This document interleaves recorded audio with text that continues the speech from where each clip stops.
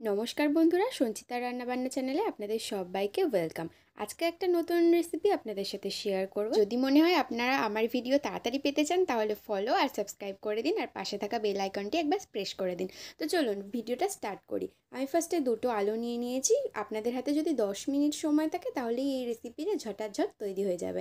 তো দুটো আলু নিয়ে এই রেসিপিটা বানাবো, আর বাড়িতে থাকা সমস্ত ধরনের মশলাই লাগবে, বাজারে যাওয়ার দরকার নেই। দুটো নিয়ে নিয়েছি মিডিয়াম সাইজের আলু, এবং সেই আলু দুটোকে ভালো করে ধুয়ে পরিষ্কার করে আর ভালো করে খোসা ছাড়িয়ে নিয়েছি। তারপরে এক বাটি জলের মধ্যে আলুটাকে সিদ্ধ হতে দেব, এবং ওই সিদ্ধ হওয়ার জলে সামান্য পরিমাণে সল্ট ফেলে দেবো যাতে ভালো করে সিদ্ধ হয়ে যায়। তো আলুটাকে সিদ্ধ হতে দেবো ততক্ষণে মশলাগুলো রেডি করে নেব আমি। তো আলুটাকে মোটামুটি 10 থেকে 15 মিনিটের মধ্যে সিদ্ধ হতে দিয়ে দেব। আর সিদ্ধটা হয়ে গেলে দেখুন আমার আলু রেডি। তার মধ্যে মশলা বাড়িতে যা যা মশলা হাতের সামনে পাবেন, গুঁড়ো মশলা সবই দেবেন। আমি দিয়েছি এখানে গুঁড়ো লঙ্কা, গরম মশলা, মরিচ গুঁড়ো, চাট মশলা আর চিলি ফ্লেক্সও দিয়ে দেবো, এবং ওইটাকে ভালো করে মেখে নেব। আর নিয়ে নেব পিঙ্ক সল্ট, নেব নর্মাল সল্টও নেব, আর নিয়ে নেব কিছুটা ভাজা মশলা। তার সাথে দিয়ে দেবো পাতিলেবুর রস, ভালো করে নিংড়ে নেব। এবং মিডিয়াম সাইজের চামচে 2 চামচ নিয়ে নেব বেসন, এবং তার সাথে অ্যাড করব সুজি দিলে বেশ জিনিসটা কুড়মুড়ে হয় আর খেতেও টেস্ট লাগে। টমেটো কেচাপও অ্যাড করতে পারেন, বাট আমি স্কিপ করে গেছি, আপনারা চাইলে সেটা দিতে পারেন। তো ভালো করে আমি দেখুন হাত দিয়ে প্রেস করে করে পুরো জিনিসটাই মাখিয়ে নেব। আর এর সাথে যদি আপনারা বিট লবণ দেন তাহলে খুবই ভালো লাগবে টেস্টটা। আমি 2 রকম লবণ দিয়েছি, পিঙ্ক সল্ট আর নর্মাল সল্ট দিয়েছি, এবং ভালো করে আমি মাখিয়ে নিচ্ছি। দেখুন ভালো করে যতক্ষণ না আলুগুলো ভিতরে পুরো একদম মিহি হয়ে যায় ততক্ষণ আমি মাখিয়ে নেব। তার সাথে দিয়ে দেবো এক চা চামচ দেব বাটার, আর তার সাথে দিয়ে দেবো, এখন যেহেতু ধনে পাতা আছে তার জন্য ধনে পাতা দেবো। আর আদা আর টমেটোর একটা পেস্ট ছিল, এর সাথে ছিল কিছুটা কাঁচা লঙ্কা। ওই পেস্টটা একদম হাফ চা চামচই দিয়েছি যাতে টেস্টটা আসে। আর আপনারা চাইলেই আদা বাটাটা স্কিপ করতেও পারেন।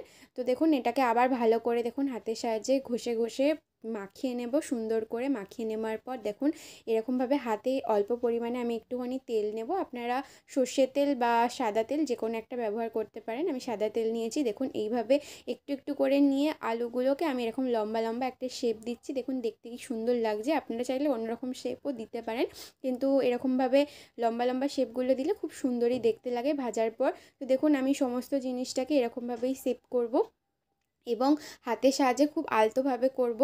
তো লাস্ট যেটা ছিল এই দুটোতে আমি ফার্স্টে সোজা সোজা করে নিই, লাস্ট যে দুটো ছিল আমি তাতে গোল্লা করে নিয়েছি। গোল্লাটা ভালো লাগছিলো বেশ দেখতে।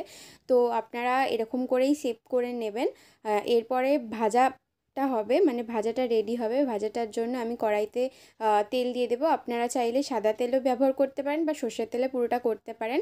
আমি তেল দিয়ে দিয়েছি কড়ার মধ্যে। দেখুন হালকা যখন তেলটা একটু গরম হয়ে যাবে তার মধ্যে দেখুন আলতো আলতো করে এইগুলো লম্বা লম্বাভাবে ছেড়ে দেব। খুব সুন্দর দেখতে লাগছিলো। দেখুন আমি 4টে কি 5টা একসাথে করব। বেশি করে ভাজার দরকার নেই, তাহলে একটার গায়ে আর একটা লেগে গেলে জড়িয়ে গেলে সমস্যা হতে পারে।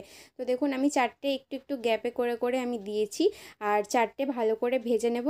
ফার্স্টে গ্যাসটা একদমই আস্তে রাখবেন, তারপরে ভিতরটা হয়ে গেলে যখন ওপিট করবেন তারপরে গ্যাসটা একটুখানি জোরে করে দেবেন। তো ভালো করে আমি লাল লাল করে দেখুন এপিট ওপিট করে ভেজে নেব, ভেজে নিয়ে আর তুলে নেব।